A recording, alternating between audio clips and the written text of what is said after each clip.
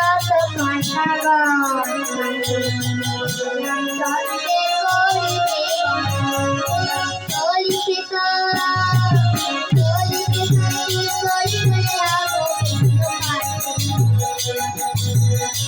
অতি হল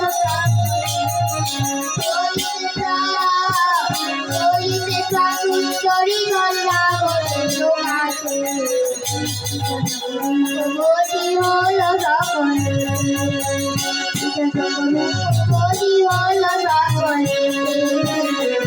সকলে গতি হল সকলে চলিছে চলিছে সুন্দরী গোলা ঘবির কাছে সীতা সমরূপবতী হল সকলে সীতা সমরূপবতী হল সকলে।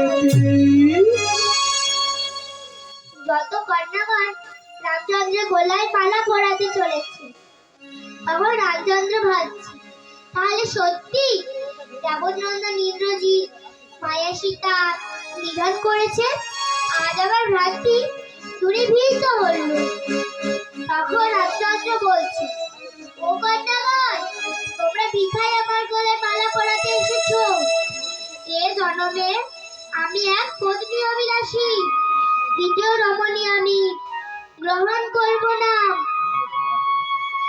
তখন কন্যাগণ জানাচ্ছে শোনো ঠাকুর তোমাকে যদি আমরা প্রতিরূপে না পাই তাহলে এই প্রাণ দেব বিসর্জন। এই প্রাণ সপেছে তব চরণে। শোনো ঠাকুর তোমাকে যদি আমরা প্রতিরূপে না পাই তাহলে এই প্রাণ দেব বিসর্জন।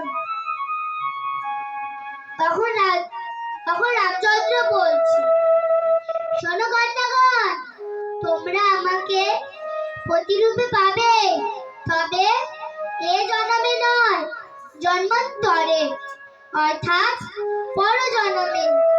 কখন আমাকে পাবে শোনো যখন নরক রাজা বিবাহের জন্য তোমাদেরকে হরণ করে নিয়ে যাবে তখন তাকে আমি নিধন করে তোমাদেরকে বিবাহ করব।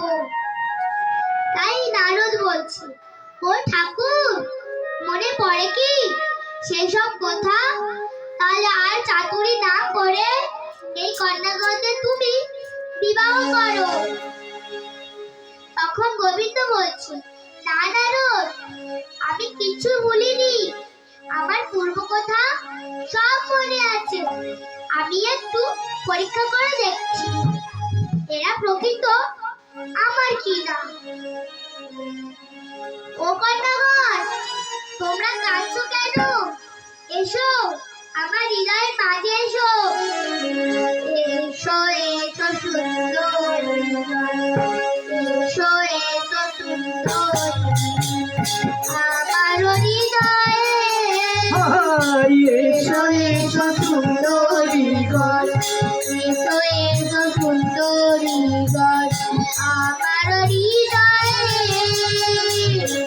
চিরদিন রব আমি চিরদিন রব আমি তোমাদের হয়ে চিরদিন রব আমি চিরদিন রব আমি তোমাদের হয়ে তোমাদের হব গো তোমাদের হব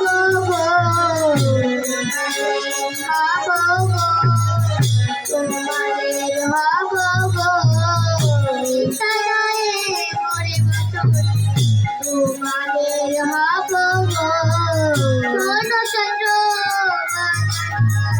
তোমাদের হব গো তোমাদের হব গো তোমাদের ভাব তোমাদের ভাব তোমাদের ভাব।